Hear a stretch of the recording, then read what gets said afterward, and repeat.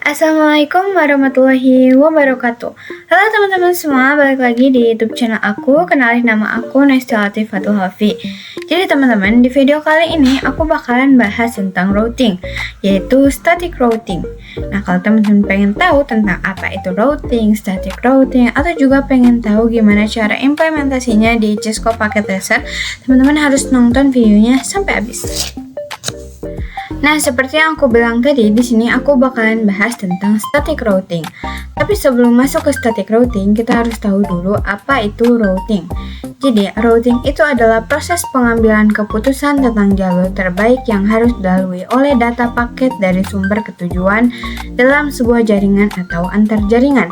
Routing ini dijalankan oleh perangkat yang disebut dengan router, yang membaca informasi dalam paket data untuk menentukan kemana paket tersebut harus dikirimkan. Nah, kemudian tujuan dari routing ini yang pertama, menentukan jalur tercepat atau paling efisien untuk pengiriman data. Yang kedua, menghubungkan beberapa jaringan berbeda, baik dalam skala global maupun lokal. Dan yang ketiga, menghindari kemacetan jaringan dengan memilih rute alternatif saat terjadi gangguan.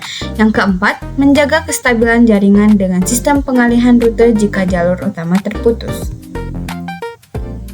Nah, kemudian jenis dari routing ini yang pertama ada static routing, dynamic routing, dan default routing. Static routing itu adalah routing yang dikonfigurasi secara manual oleh administrator jaringan. Setiap rutenya itu ditentukan dan dimasukkan ke dalam rute satu persatu. Nah, yang kedua ada dynamic routing. Dynamic routing ini dilakukan secara otomatis oleh router menggunakan protokol routing dynamics. Router ini saling berbagi informasi untuk membentuk jalur terbaik secara otomatis. Dan yang ketiga yaitu default routing. Default routing itu adalah sebuah metode routing di mana semua paket yang tidak memiliki rute spesifik diarahkan ke satu alamat tujuan yang disebut dengan default gateway. Nah, kita masuk ke pengertian statiknya. Jadi, static routing itu adalah metode pengiriman paket data di mana rute perjalanan data ditentukan secara manual oleh administrator jaringan. Nah, biar mudah dipahami, bayangkan static routing itu seperti seorang sopir yang mengemudikan bus jemputan karyawan dengan rute yang sudah ditulis dan ditentukan. Sopir tersebut harus selalu melewati jalan A, lalu jalan B untuk sampai ke kantor. Sopir tidak akan pernah mengubah jalurnya sendiri, bahkan jika jalan A sedang macet total atau ditutup karena perbaikan jalan, kecuali sang bos atau administrator memberinya kertas rute yang baru. Nah, misal si bos atau sang administratornya itu memerintahkan kepada sang sopir untuk melewati jalan B, kemudian jalan C, lalu jalan A, lalu ke kantor. Sopirnya itu bakalan nurut perintah dari sang bos atau sang administratornya. Nah, kita langsung masuk aja ke implementasinya di Cisco Packet Tracer. Nah, jadi teman-teman, di sini aku udah membuat topologi jaringannya untuk mengimplementasikan static routing.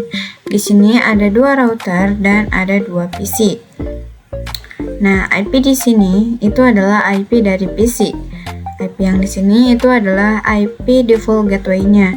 Dan yang ini, IP ini adalah IP rutenya atau IP jalurnya. IP rute ini bakalan menjadi jalur di mana paket akan terkirim. Kita langsung masuk aja ke router, masuk ke CLI, lalu masukkan perintah no ya. Kalau ada yang kayak gini, langsung aja no. Kemudian enable, konfigurasi terminal, interface interface range karena lebih dari 1, range G0/0 sampai 1, lalu non shutdown. Di router yang kedua juga ya. Now enable konfigurasi terminal, interface range G0/0 sampai 1, non shutdown. Nah, di sini posisinya udah nyala semua. Kita masuk lagi ke router dan memasukkan IP default gateway-nya dan IP rutenya. langsung interface G0/0, lalu IP-nya yang ini, IP address 192.16.10.1 dan subnet max-nya yaitu 255.255.255.0. Enter, kemudian refresh lagi G0/1 yang ini, kita masukin IP rutenya, IP address 10.10.10.1 dan subnet max-nya 255.255.252. Enter. Nah, kita ke router yang kedua, sama juga ya, G0/0, lalu IP address, kita masukkan IP-nya 192.18.10.1.255.255.0. Enter, lalu interface G0/1, lalu IP address-nya 10.10.10.2, lalu subnet max-nya 255.255.255.252. Nah, kita bakalan melihat ARP table-nya. Jadi cara melihat ARP table di router itu, caranya kita masukkan perintah show IP route. Nah, di sini ada L di sini artinya lokal, yang berarti IP yang ada di sini adalah IP dari port routernya itu sendiri. Nah, kalau yang C ini adalah connected, yang berarti jaringan tersebut terhubung langsung ke dalam router. Nah, di sini belum ada alamat dari tujuan yang dituju oleh PC-nya. Kita langsung aja masukin IP rutenya, exit, kemudian IP route. Nah, kita masukin IP rutenya, IP milik yang ini, yang ada di router 2, yaitu 192.10.255.255.255.0 dan IP rutenya atau IP jalurnya yaitu 10.10.10.2. Enter. Nah, kita coba lihat to show IP route. Nah, di sini udah ada S itu adalah static, dan via ini adalah jalur yang dilewatinya. Kita ke router yang kedua, exit, kemudian IP route,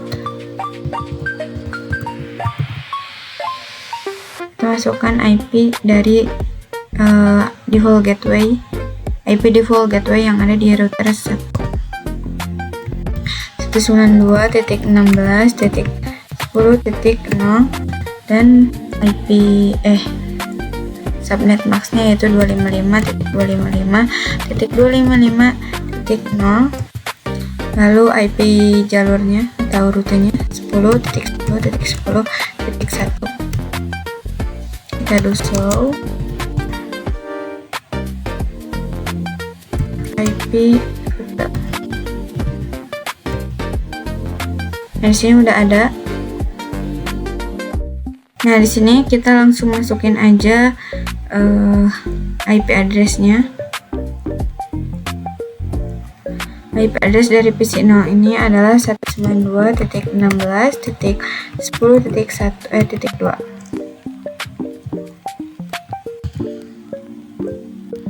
Enter. Nah, default gateway-nya pakai yang ini. Kemudian di PC 1 juga sama, kita masukkan IP-nya 194.18.10.2. Kita salin aja.